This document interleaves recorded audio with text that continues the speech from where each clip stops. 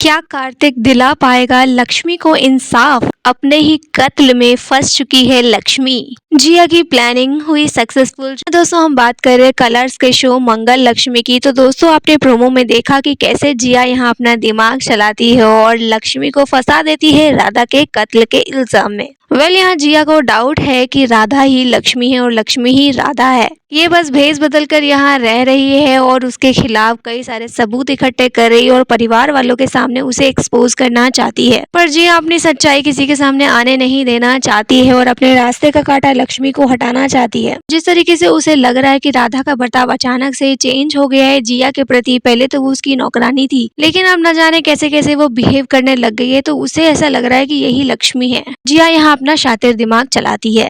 अब यहाँ पे कैसे उसे सच्चाई उगलवा ली थी कार्तिक ने और लक्ष्मी ने मिलके। जी हाँ, आपने देखा है कि कैसे उसके ड्रिंक में कुछ मिलाया गया था, जिसके बाद यहाँ जिया सारी सच्चाई बता देती है और उसके बाद कार्तिक को भी सब कुछ पता चल जाता है। अब यहाँ जिया अपना फिर से दिमाग चलाएगी और उसके बाद अब फंसाने वाली है लक्ष्मी को। जी हाँ, यहाँ अचानक से स्टोर रूम से आवाज आती है चीखने की, चिल्लाने की। लक्ष्मी आती है और उस आवाज को फॉलो करने लग जाती है।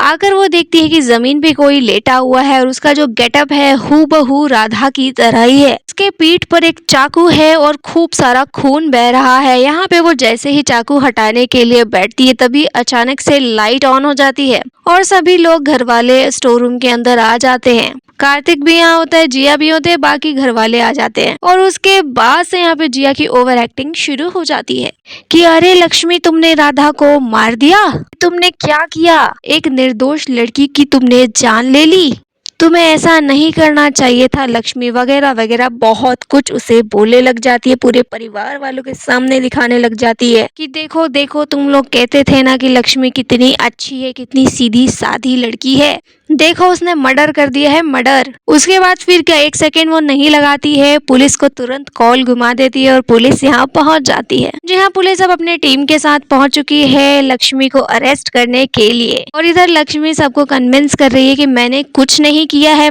कि मैं ही राधा हूँ, ये औरत कोई और है, मैं ही आपके घर में राधा बन के रह रही थी। लेकिन कोई उसकी बात का विश्वास नहीं कर रहा है। सब कह रहे हैं कि नहीं, तुम राधा नहीं हो, ये जो औरत जमीन पे लेटी है ना वो राधा है।